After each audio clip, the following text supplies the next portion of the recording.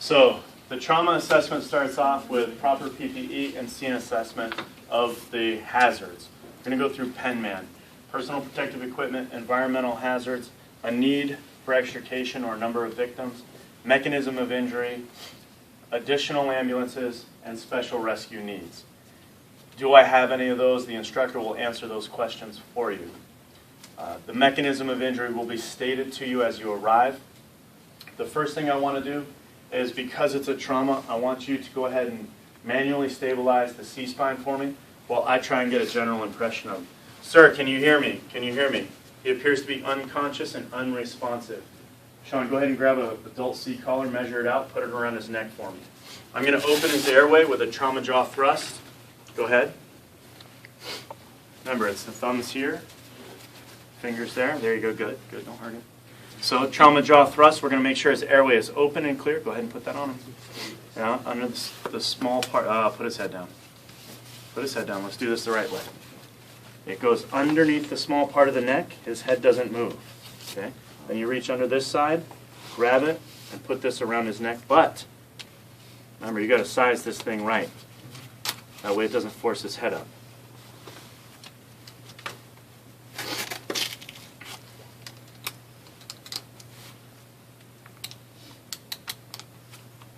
Locked in place. Now the C-collar is in place. Can you bring me the backboard, please? Put it on Sean's side. Sean, come around to me. Head guy, come around to my side. We're going to go shoulder to shoulder. We've checked his airway. We're looking at his breathing, and we're noting his circulation. I'm going to check to see if he has a pulse, both carotid and radial. The instructor would tell me if it is present or not. He does have a pulse. He is breathing, and it is adequate. So we're going to place his arm above his head to facilitate log rolling him up. Ariel, you're going to hold the board and shove it underneath him when we're ready. We're all going to be on our right knee, on the other knee, your other knee. And I'm going to take the shoulder, you're going to take the waist right here. We're going to log roll him up on the headman's count of 3. 1, 2, 3. I'm going to palpate his back.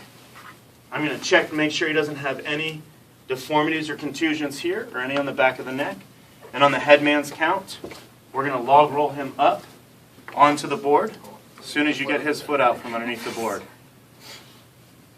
1, 2, 3. Now we're going to slide him all the way up into the top position. Dennis, you're going to block the board with your foot. There you go. On your count. 1, 2, 3. Right there. Now we're going to start securing him to the board. I'm having trouble getting these straps. Can you lift the foot up for me? Foot of the board, nice and high so we can get these straps out from underneath. About 18 inches. Right about there is good. A little bit higher, tiny bit higher.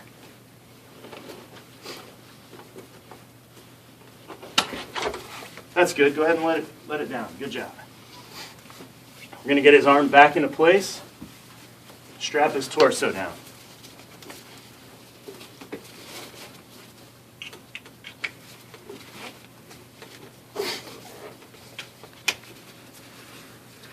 If he were able to take a breath, we'd ask him to, but since he can't, we're going to make sure it doesn't restrict his breathing.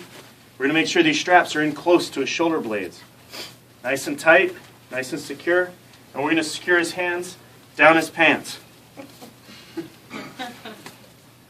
Securing his extremities so that they don't flop out. We're going to need a headbed. Now that his torso is down, we can secure his head. Lift his head slightly. Perfect. Put it back down for me.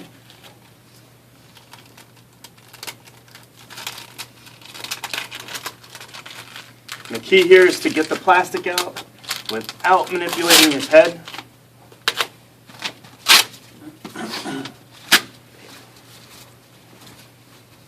Go ahead and get those shoes, socks and shoes off for me, Sean, while I got a little time. Got to check those PMSCs.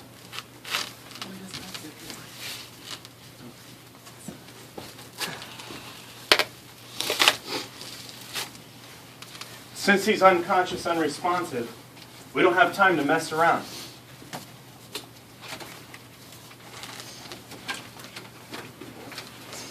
I don't have broken ankles. Your wounds to your skull, your brain, are the most important thing that we can talk about. We 2 seconds out? One. Abandon the attempt, Ariel. Let's get ready to lift. All 4 of us, 4 people. We're going to lift straight up and go onto the backboard. Or onto the gurney, I mean. Up here, Dennis. Back straight. 1 here, 1 there. Nice straight backs. Everybody ready?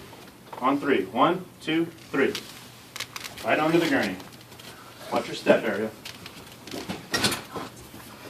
Good. It's getting secured to the gurney with the straps. Got to go underneath his armpits.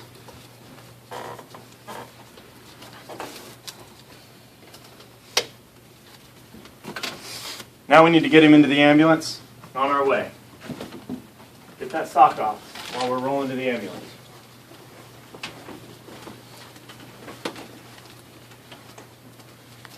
We're loading into the ambulance and we are transporting.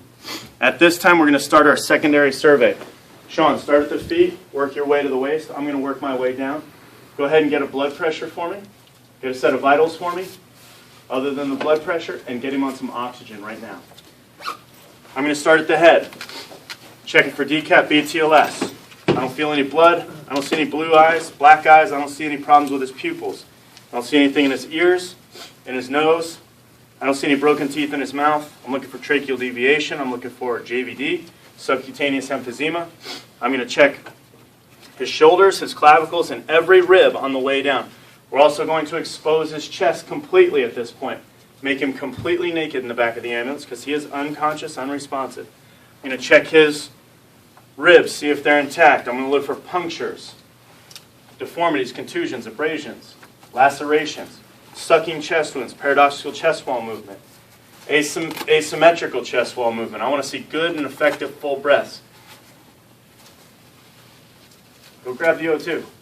I need oxygen on this guy as a priority. What'd you get for that pulse? 64. 64 on the pulse is good. I'm going to go ahead and palpate in all 4 quadrants of the abdomen, look for distension, swelling, or bleeding. I'm going to palpate the hips. What'd you get down there? How's his pulses? Good. Good. Cap refills intact? Yes. Any false motion in the legs? Any priapism? No. Excellent.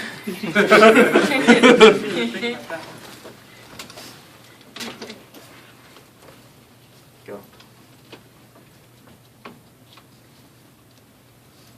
Make sure that mask is running at 15 and don't leave it standing and unattended.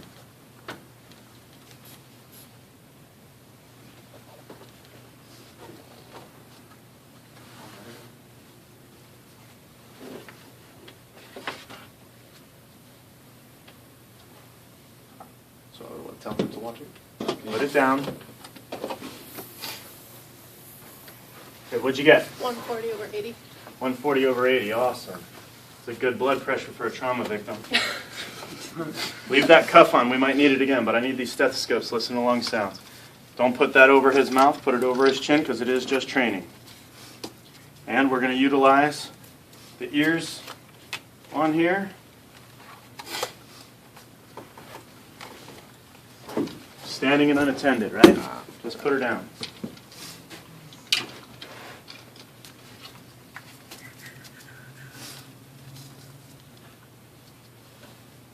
I'm going to auscultate lung sounds on the skin, not on the shirt.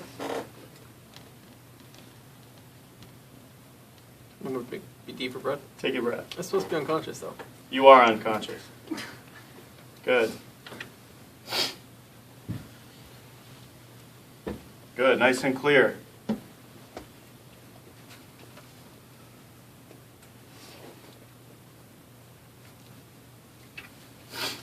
Down here in the bases. At this point, I'm going to report to the trauma center what we've got, what we're coming in with. I'm also going to take an opportunity to maybe do some documentation of his complaint, the things that we found in the scene. And we're going to continue transport. Every 5 minutes, I'm going to reassess A, B, C, D, E, and anything that we've done to help him out.